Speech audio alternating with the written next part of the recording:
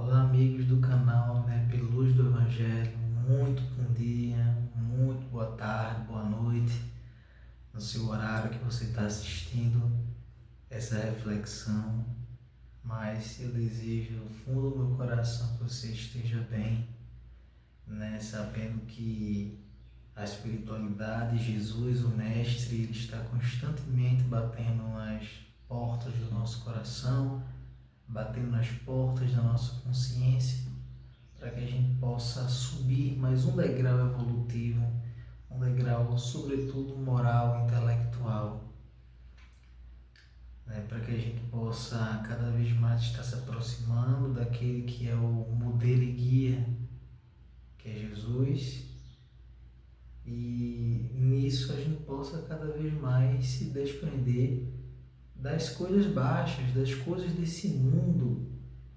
E quando eu digo as coisas desse mundo, eu não estou me referindo à vida humana, da qual é importante para o nosso aprimoramento moral, mas eu digo das paixões baixas que nos prendem na matéria cada vez mais. E espero que essa luz, espero que o Mestre, que é o grande curador das nossas vidas, possa estar permitindo que esse médico possa curá-lo, permitindo que o Mestre possa entrar em sua casa e fazer uma morada.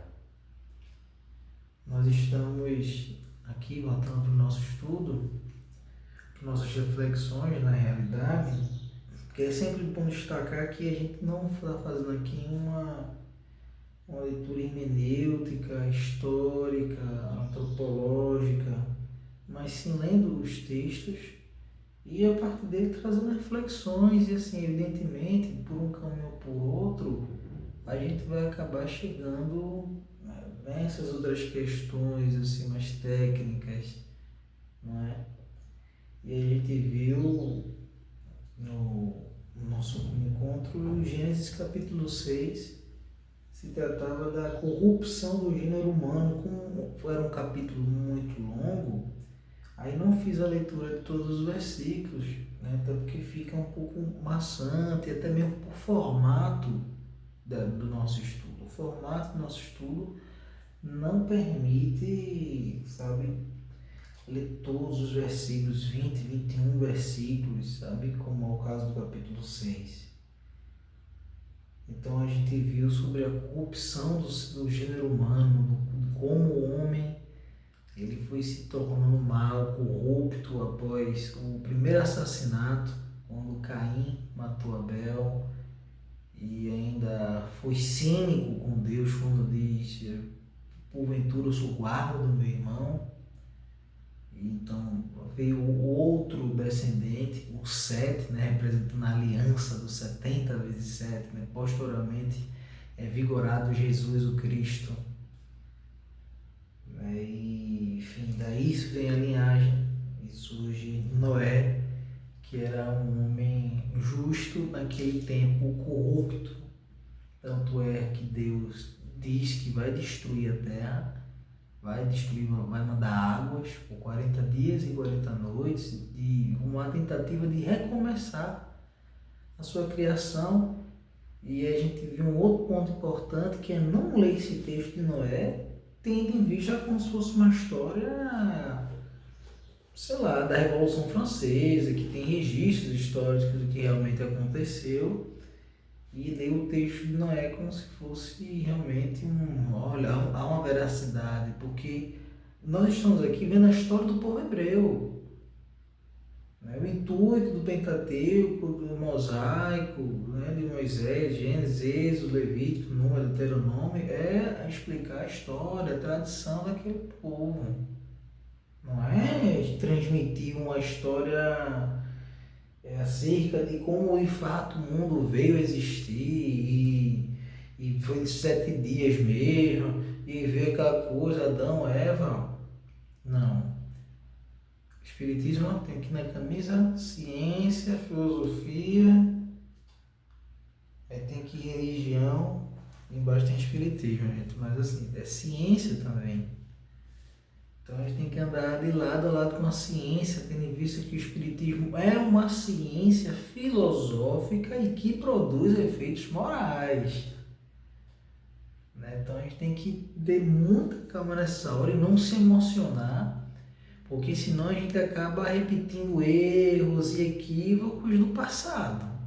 Que nós cometemos erros e equívocos do passado e que acabamos prejudicando muita gente, assim, a nível psíquico mesmo, às vezes nem praticamente, às vezes nem, né, a nível de vida, né, de dolo nesse sentido, mas assim, psíquico mesmo, né, quantas pessoas causamos terror, né, e usando esses textos para amedrontar as pessoas e fazer com que elas fizessem aquilo que a gente julgava que era certo, sabe? Mas aqui, voltando nos textos, né, apesar de que a gente está fazendo algumas reflexões aqui bem ricas, é que aqui a gente vai ver o momento em que o Moisés ele sai da arca. Ele sai da arca no capítulo 8, no versículo 20. Então eu vou ler aqui rapidamente o versículo 20.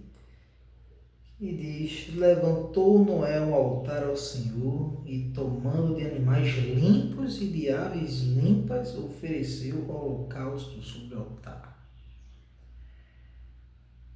Isso aí é uma coisa interessante, né? Esse termo aqui dos animais limpos e aves limpas, né? Portanto, deve haver a ave e o animal sujo, e vai fazendo referência àquela lista de animais proibidos, enfim, de ações proibidas, aquelas proibições, né? Vamos dizer que era um código penal daquela época, né?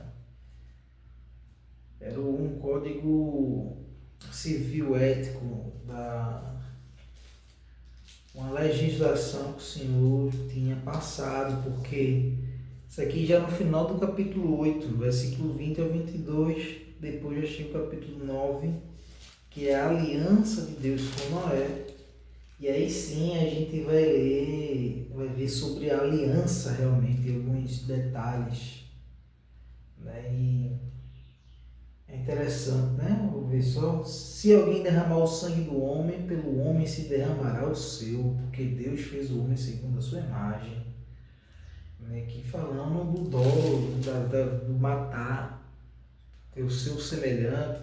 E tem toda essa linguagem da época, né? Vamos dizer assim, né? Da época que foi escrito, ou quem configurou, quem armazenou esses livros aqui, tem toda uma leitura característica da época, né? Um estilo da época e deve ser respeitado para a gente não também não querer modernizar realmente, que a graça do texto realmente é ver como ele é, porque aí assim a gente consegue extrair realmente e ressignificar, ressignificar o texto, sabe? A gente olhar ele, não baixa aquela visão e assim, dá outro significado mesmo, né? Como o nome diz, significar o texto. E é isso, né? O Noé, ele passou os dias, mandou um corvo, depois mandou uma pomba, né? Para ver se as águas já tinham baixado. E como baixou, Noé, ele fez um altar ao Senhor com animais limpos e aves limpas. Ofereceu o holocausto sobre o altar. Isso daí é uma forma de bendizer o nome de Deus. Isso é uma forma de exaltar o nome de Deus. Isso é uma forma de mostrar gratidão a Deus. Não tem outra. É uma forma de mostrar gratidão a Deus. De agradecer pelo feito. Qual feito? Ter poupá-lo do dilúvio. Ter poupado da destruição. Ter o convocado para aquela missão. E ele faz um holocausto em agradecimento. Então é a partir daí que eu queria falar com vocês. É a partir desse ponto que eu gostaria né, de eu me evangelizar também, sobretudo eu me evangelizar através do texto, que é a questão da gratidão, que é a questão do reconhecimento da fidelidade de Deus. Né? E assim, sempre tento ocorrer e não tratar Deus como um ser humano, sabe? Apesar de que ele tinha um pouco disso aqui, que enfim, na revelação espírita que nós temos que Deus é a inteligência suprema e causa primária, né? Um Deus cósmico, sabe? Um Deus que a física quântica, tem gente que gosta dessa palavra, né? Mas é um Deus que essa física não newtoniana está chegando, né? Já tem na realidade esse tipo de compreensão, né? Vamos fazer justiça às coisas, mas aqui era uma visão realmente antropomórfica, e se a gente não lançar essa luz, a gente corre o risco de ficar vendo Deus assim, que se ira, que se zanga, né? E esquece que o texto também não tem esse caráter, né? Ele quer mostrar a construção do povo hebreu, né? Tanto é que depois vem Abraão, depois daqui o próximo personagem marcante é o Abraão. Mas aqui é a questão da gratidão mesmo na nossa vida. Porque o que fez o Noé ser poupado foram as ações dele.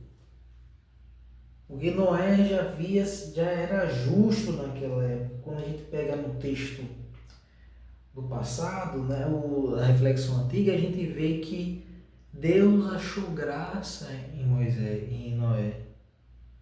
Embora toda aquela situação, Deus viu graça em Noé. Porque Noé, ele era justo naquele momento. Ele era temente a Deus. Ele respeitava as leis divinas. Qual é a lei divina? Será que a lei divina já não existia aqui? A lei divina que eu digo é a lei do amor. Foi a lei que Jesus trouxe.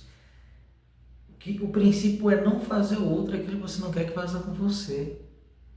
É de fazer aquilo pelo outro, tratar o outro como se fosse você, porque no fim No fim nós somos um. No fundo nós dois temos um pouco da partícula divina em nós. Estamos todos emaranhados no fluido cósmico universal. Então somos a mesma coisa. O que a gente faz, volta. Ou seja, Noé estava fazendo o bem, estava fazendo o certo, estava fazendo o correto, estava agindo. Então, chega um momento que tudo aquilo retorna para ele. E retornou com ele sendo poupado do dilúvio. Então, todo mundo estava lá fazendo as merdas, as porcarias, nem aí para nada. E Moisés, Noé, Deus encontra em Noé a bondade. Deus encontra em Noé a justiça.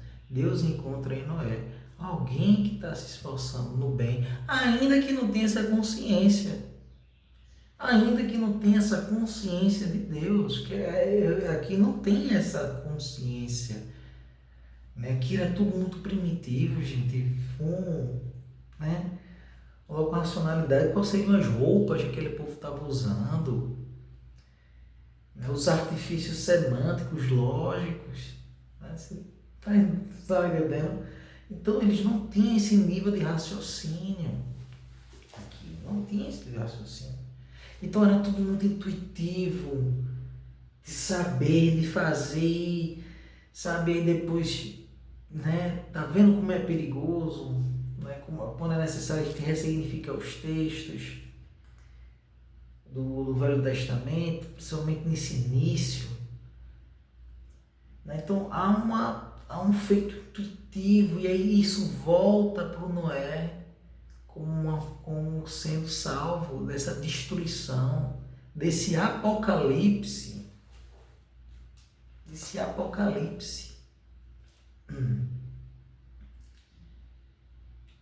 E no final de tudo, mesmo o Noé sendo salvo pelas próprias ações, ele ainda assim rende graças a Deus. Deus, obrigado. Você tem comida na sua geladeira. Eu tenho comida na minha geladeira. Eu tenho dinheiro aqui, sei lá, quiser comprar alguma coisa. Você tem. Mas é porque eu trabalhei, porque você trabalhou. Você trabalhou para isso, eu trabalhei. Eu tirei uma nota boa na faculdade porque eu estudei. Mas por que não agradecer a Deus? Deus, obrigado por isso. Sou grato. Sou grato pelo meu trabalho. Sou grato pela minha família, minha harmonia familiar. Sou grato pela minha saúde. Sou grato pelo meu dinheiro. Sou grato pela minha rede de apoio. Sou grato por isso. Você não precisa acender o holocausto. Você não precisa fazer um jejum de agradecimento aqui. Fazer um jejum de agradecimento. Você não precisa fazer isso. Porque está aqui na consciência. Agora, claro, né? O jejum tem, por exemplo, melhoras cientificamente provadas, né? Isso aí é um fato. Limpar a consciência, limpar o corpo, estado de cetose, essas coisas todas. Então tem sim um benefício, mas não é necessariamente ligado a uma ordem divina, né? Porque as coisas são com cima e embaixo. Né? Então tem sim essa relação, mas não é direta. Não há um nexo causal evidente entre uma coisa ou outra. Porque é na consciência, porque nós somos consciência pura, um corpo material que é tão rápido, velocidade que fica a matéria. Que fica a matéria. E nós estamos aqui presos. Né? Presos, mas porque precisamos nos melhorar. A consciência tem que ir para um lugar que ela melhore, porque é da lei do progresso. Então, onde é que vai Renan para ele se melhorar? Ele vai para a família X, vai para casa X, para bairro X, tendo condição financeira X, passando por dificuldade X, mas é porque ele precisa se melhorar, baseado onde ele errou. Então ele atrai pela lei de causa e efeito essas situações. Nós somos responsáveis.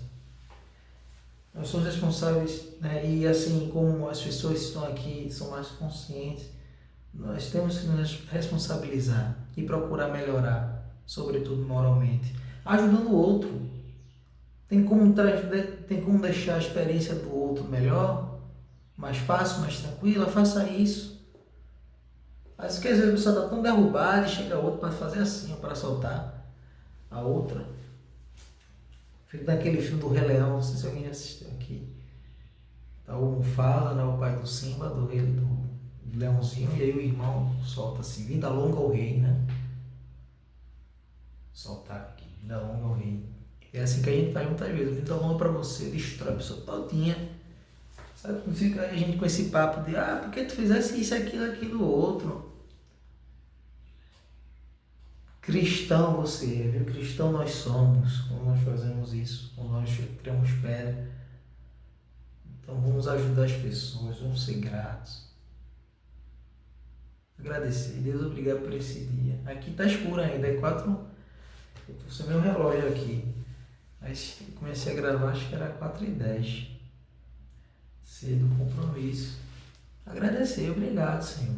Obrigado porque eu acordei, eu tive meu despertador e botou para que eu conseguir acordar.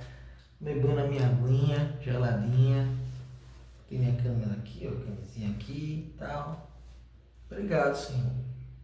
Obrigado pela esperança de estar aqui vivendo nessa terra.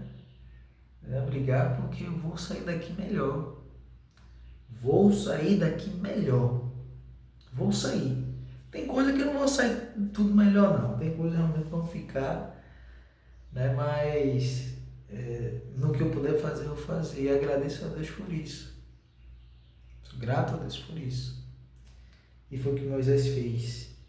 Ele levantou um altar, de animais limpos e aves limpas. E o Senhor aspirou o suave cheiro e disse consigo mesmo: não tornarei a amaldiçoar e da terra por causa do homem, porque mau desígnio íntimo do homem desde sua mocidade, nem tornarei a ferir todo o povo vivente como fiz. É a paz do Senhor. Então eu também não vou fazer mais isso. Como é mal de sua juventude, porque desde a juventude das nossas vidas estamos enfrentando os nossos defeitos, as nossas más inclinações. É isso, gente. Não tem para onde fugir, não tem para onde correr. A solução é uma só apenas. Melhorar os nossos pensamentos, os nossos sentimentos, sobretudo as nossas ações, que é o que vai vigorar aqui nesse plano material. Eu desejo muita paz, desejo muita luz e que o Espírito Santo, o Espírito do Senhor, ele possa estar lhe magnetizando nesse momento, se possa receber um banho de fluidos nesse momento e que eu possa ter sido uma bênção na sua vida. Certamente você é para a minha. Eu sou grato por sua existência, pela sua vida, pelo amor, pela esperança que é colocada no nosso coração e que a gente possa fazer germinar, né? Regar com as nossas emoções. E Deus vai dar o crescimento, porque o crescimento é do Senhor. Né? Graças a Ele, Criador dos céus e da terra, inteligência suprema e causa primária de todas as coisas. Forte abraço.